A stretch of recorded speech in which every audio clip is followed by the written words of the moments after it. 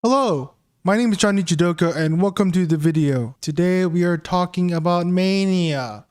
What is mania? Is it a drug you can inject to get high? No. Mania is a symptom of mental illness that is very commonly associated with bipolar disorder, but also other illnesses like schizoaffective disorder. Mania is not a high. The best way I can describe it is an elevated mood state. Let's say you have a baseline of mood, and sometimes you go up and we go down, right? And so when we have bipolar states, we go from a centered baseline to an elevated to a depressed, elevated to depressed. And then when we have bipolar, that becomes even more elevated and more depressed. And so what we find is that it's important that we keep these ups and downs as minimal as possible. We know a lot about depression, a lot of it due to social media and popular media, and also just from the news. Someone was depressed and this happened to them, or this is what we're learning about this study about depression. Depression can be described as loss of interest, extended periods of sadness, loss of motivation, and suicidal thoughts. And there's other symptoms that come along with it: weight loss, weight gain, inability to do certain tasks. And so we find that bipolar mania is sort of the opposite of that, but not in the sense of what we would typically think. So we have mania, which is an elevated mood state. What does elevated mean? It just means it's more intense. It's more intense than it would be if it was a normal mood state. So let's say you're upset, right? You're upset about a situation. What would be an elevated mood state of upset be? Agitated, angry, enraged, right? So let's say you have an elevated mood state of happy. What are we talking about when we're talking about, happy to elevated? We're talking about mania. So mania basically is a state where things are more intense for you than the average person. And it can crash into depression. From my personal experience, I've dealt with things like, I believed I was a reincarnated religious figure from the Bible. I believed that girls, if I just asked them, just out at night in the campus of the school I was at, if I asked them to sleep with me, they would sleep with me. Stuff like that. And so we have these delusions of grandeur. We have these intense periods of no sleep. We feel like we don't need sleep. We feel like we're more creative than we ought to be. And this is tightly wound with the analogy of the tortured artist. What are we actually believing about the tortured artist that makes it so that we think that we need these manias, we need these psychoses to be a fulfilled artist? I think it's very important for people to understand that mania is a disease. It's not something to be taken lightly, because most people, when they're manic, commit suicide or have the energy.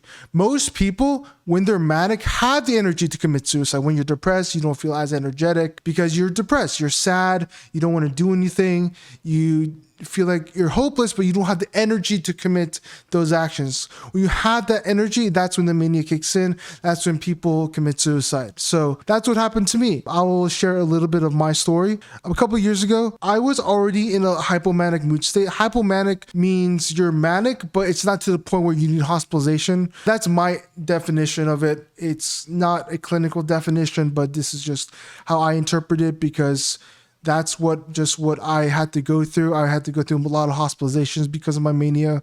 And whenever I was hypomanic, I could function really well. I was doing really well. I was in school. I was just crushing it, getting A's.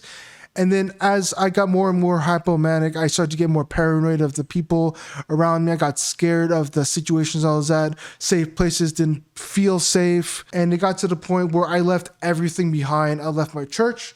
I left my jiu-jitsu gym.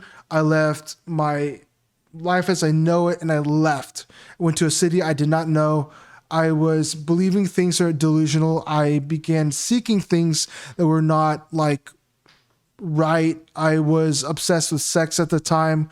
A lot of people who deal with delusions and deal with mania deal with hypersexuality. So I was in this situation where I was being tricked by a false prostitute to give them money in exchange for goods and or services that she obviously did not exchange because she was taking advantage of me. And so I spent and stole a total of about $4,000 doing that. And then other things happened. I ended up seeing a prostitute because I was so manic. After all that happened, I still was not getting the help I needed. This is the part of the story where I'm hesitant to sort of share, because people don't realize that like social media teaches you a thing about mental illnesses. Oh, it's just this thing. It's popular to have. No, it's hard to live with, man. Like, it's hard to live with like mental illness and anxiety and all these things. And it's so personal that I almost committed suicide. I almost jumped off a bridge of an overpass in my hometown growing up, and I nearly died. And it was because the only reason why I didn't commit suicide was because I knew the impact of me hitting that concrete would hurt. I didn't know what it was about it. I just knew that it would not be as easy as just, ending existence. And so I'm here, thankfully. And obviously this is quite a bit of a rambly video, and there's bits of it that were educational and there's bits of it that were quite personal, but I've been dreading making this video for a long time. I realize now that as I'm making this literally live, that people need to know about these kinds of things. People need to know how severe mental illness is. People need to know like what it is and how to be educated and how to be informed about it in the community, and that it kills people.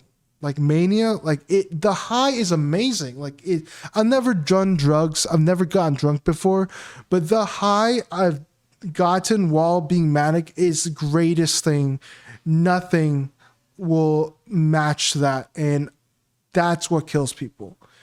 And people need to understand that, like anything, it needs to be diagnosable. It needs to be treated correctly. It needs to be treated with respect, and that you can't mess with it. Just because you're hypomanic and you're doing good and you're doing great doesn't mean that you're going to stay that way. If you don't sleep, if you don't eat right, if you don't take care of yourself, it could be destructive. So I wanted to make this video talking about mania. What is mania? And explain to you guys, this is my story. This is sort of like, it's not an organized video, and I apologize for that, but it is my video and I wanted to share that with y'all.